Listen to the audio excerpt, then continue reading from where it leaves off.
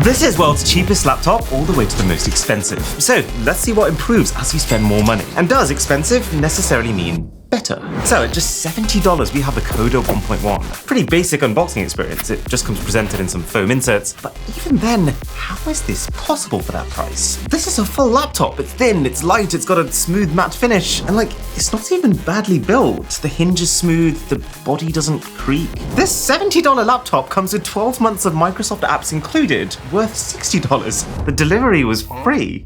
Oh my god. The trackpad's probably a 5 out of 10. It's a little bit small and rough, but it does respond to multi-touch gestures. This keyboard though, this I would give a 6 to. The keys have nice travel, which gives that satisfying typewriter-like experience. Only downside is the plastic around the keys does flex a little bit as you press. Now, for every laptop, we're also going to run Cinebench, which gets the computer to render this incredibly realistic, difficult scenario to see how powerful the processor is. So in this case, our dual-core 1.1 GHz Intel Celeron is really struggling. This is like watching paint dry, which leads us to a pretty lowly score of 308 points. To be fair though, you really don't need much power to run things like Microsoft Word, and this is plenty.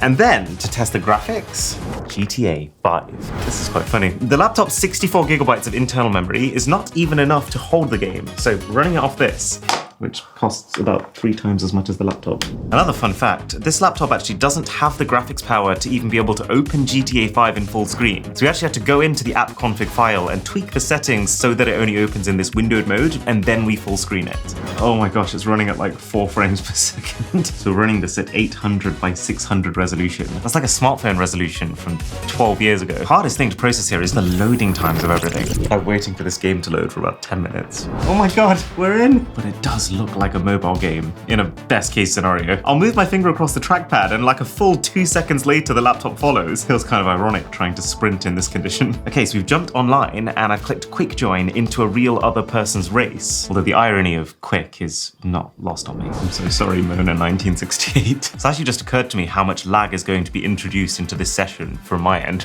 It's a bit old to play a game. Actually, yeah, 1968 on GTA 5. My mum's age. Hey, off we go! Oh, look how their car's just jumping! There is so much lag happening right now. Probably mostly on my end. I've just gone through a building. That shouldn't have happened. I just got absolutely whooped by a 55-year-old.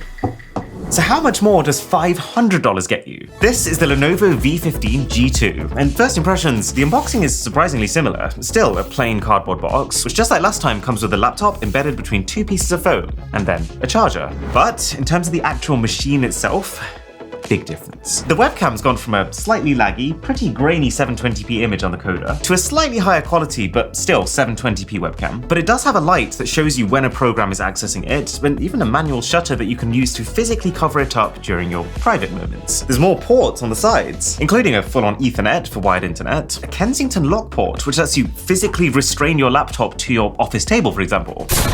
And also a USB 3.2 port, which if I try and transfer across the same file on both of these laptops, on the Coda, if I drop that onto the desktop, it took about 5 seconds. Drag the same file across.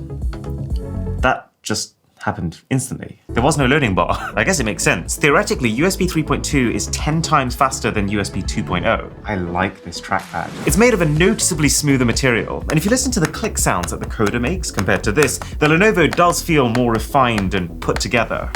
7 out of 10. The keys are also smoother. They're very cushioned, and there's no flexing of the body at all when you hit them, which is great for typing quietly, but it does lose a little bit of that satisfying, chaotic typing energy that the Coda has. So I'd keep my rating at a 6 overall.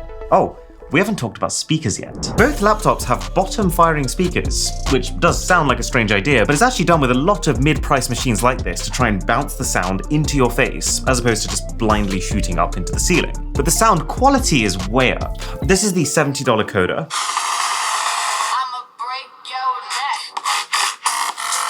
Well, the point is, you can tell that these are low-power speakers that are not moving a lot of air. But for $500, much better. It lacks a little bit of sharpness, but it's good enough. The screen's gone from an 11.6 inch to a 15.6 inch, which is about 2 times the area, although I would say the contrast is slightly worse. And the viewing angles kind of suck, because this is a TN panel, which is the most basic form of modern LCD. But where I am noticing the biggest improvement with this $500 laptop is the performance. Everything takes so long to happen on the Coda. Even pulling up the Bing homepage is a big ask, although it might just not want to, I can see why. But everything here is happening many times faster, fast enough that it doesn't feel like a burden. And that's because, for starters, the storage has gone up from 64 gigabytes of simple flash memory to 256 gigabytes of fast M2 SSD. There's a better Wi-Fi chip and better antenna, which is making such a difference that we're stuck at 40 megabits per second here, but we're at 200 on the Lenovo, even though we're the same distance from the same network. It's the benefit of being compatible with Wi-Fi 6, which this one isn't. The processor's been upgraded from a 1.1 GHz dual core to a 2.6 GHz AMD Ryzen 3 quad core, with actually 8 threads, meaning that it can handle even more workflows, leading to an astronomical CPU bump on Cinebench all the way from 308 points to 4,942. That's actually wild. So spending 7 times more does actually get you a lot more than 7 times the performance. 16 times in this case. And then of course, this upgraded chip also has upgraded graphics baked into it. So if we pull up GTA 5 again, so much better. It actually looks like a proper PC game now. I don't love the lack of contrast on this screen. It does look quite washed out, but it is thankfully running at least 30 frames per second, which is smooth enough that you can kind of just not think about it. Let's see if we can find Mona 1968 again. Let's give us something to moan about. Now that I'm back with some proper equipment, it's been a long time since I've played proper PC games. But you know what? It is pretty cool that for $500 you can play GTA 5 on quite easily medium settings, meaning that from the next laptop onwards, we're going to be going even past the technical max limit of this game. But let's see for ourselves. This is where things get properly exciting, the $1,200 MSI Katana. You can definitely tell the weight of the package has gone up, but I'm quite surprised to see that the quality of the presentation is kind of the same. There's a much larger power supply to keep something of this caliber juiced up, and the laptop. It does beg the obvious question, the $500 laptop is already at the point where there's very little wrong with it. So what on earth do you get for 2.5 times the price of that? Okay, the webpage of this laptop is actually hilarious. The new Katana GF76 is built with the same exquisite craftsmanship used to forge a blade. What do I do with that knowledge? And sub to the channel would be fruity. Anyways, aside from the blade-like properties, the first thing I'm noticing is that it is even bigger.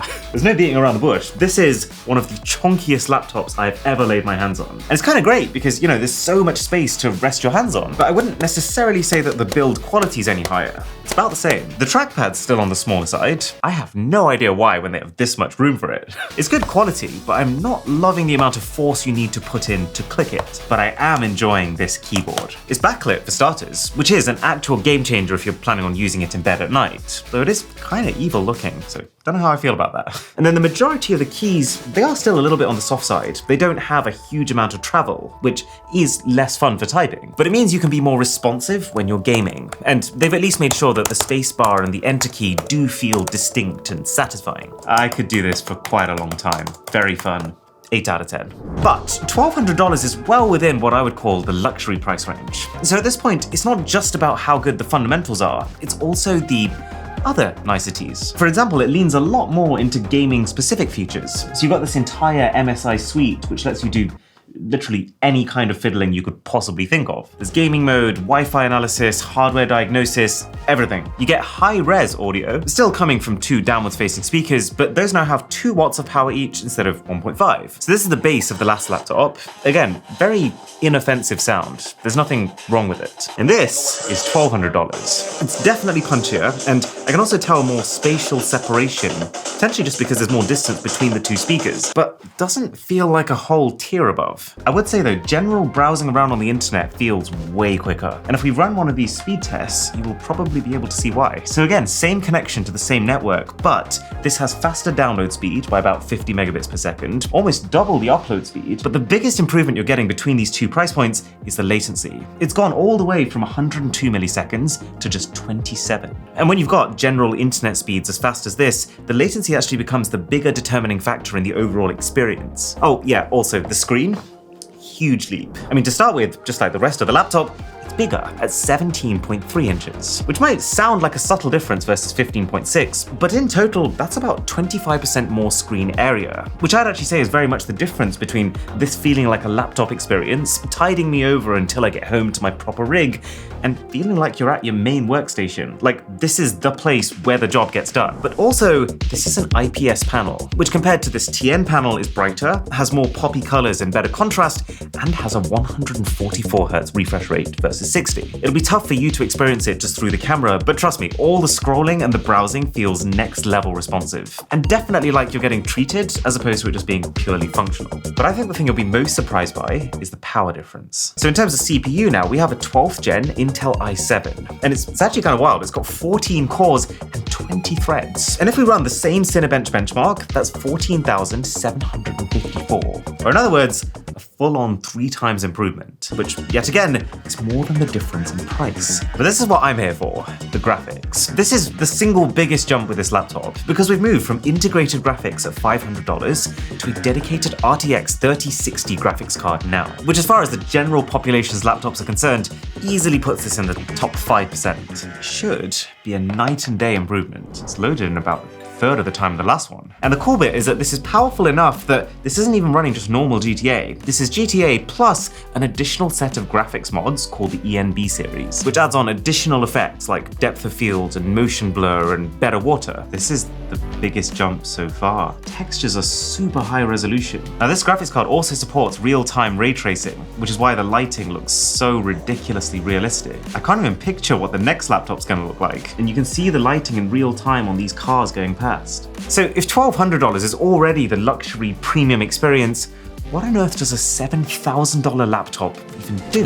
Time for the mothership, the MSI Titan. All of a sudden, the presentation has taken not just a step, but a leap forward. The box is super premium and dense, the laptop is the first thing you see, and it comes packing. You get a little Dragon, for some reason. You get a 128GB USB stick, which is pretty cool because it's got separate ends for both USB-C and USB-A, and there's actually double the storage that the entire first laptop came with. The thing even comes with a proper mouse inside, and then a power supply rivaling the volume of the first laptop. The Titan itself.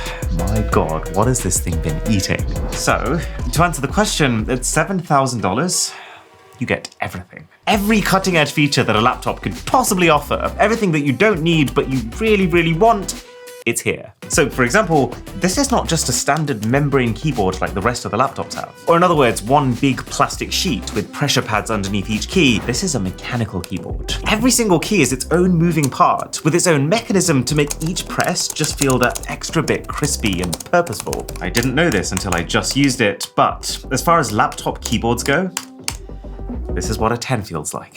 Plus, the LED system makes it look like a unicorn just vomited all over it. And I'm not complaining about that. There are lights everywhere on this thing. There's the keyboard, there's the logo, these 2 strips over here, the engine? What even is this? And the control that you get over them is absolutely nuts. I mean, look at this software. Just for the logo alone, I can pick every color it cycles through, the speed it cycles, how it cycles, and here at the bottom, I've got individual control over every single one of these zones. And the keyboard is even more insane. You can literally customize how each individual key reacts to being pressed. This is kind of a fun exercise. So this is how the speakers sounded on the original $70 laptop. Just use this as a point of reference of where we've come from. This is what the Titan sounds like.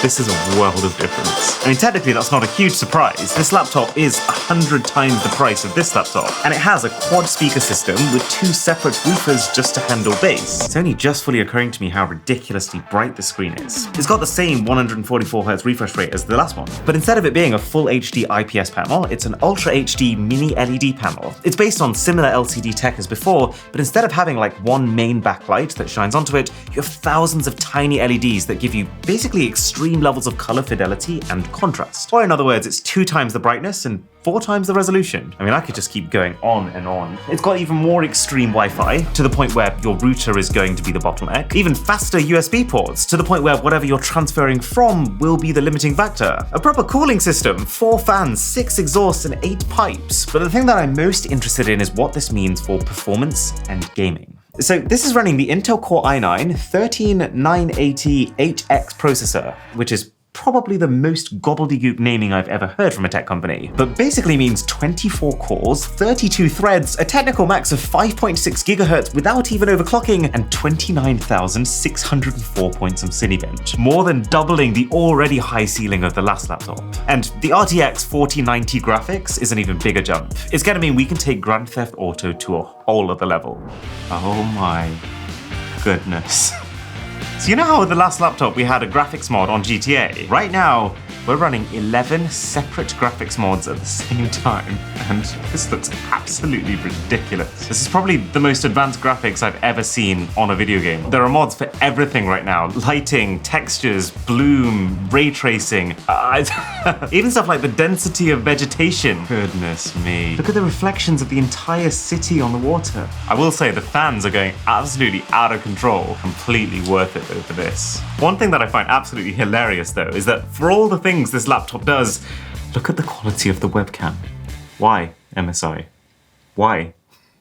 Now, if you ever find yourself spending large sums of money online like I have here, please do yourself a favor and install PayPal Honey, because it helps you avoid paying any more than you need to. Like for this MSI Katana laptop, I was going to buy it for the full $1,400 that it was meant to be, but in 1 second, Honey was just like, nope, you can get it cheaper here. And then when there isn't a cheaper website, you just tap the Honey button in your browser, and it'll automatically search through currently available coupon codes for the website you're on, and just apply the one that saves you the most money. And on average, when it finds a coupon code, it's saving you 18% on sites that you're already shopping on. It doesn't make sense to not be using this. So just add it to your browser now for free at joinhoney.com/boss.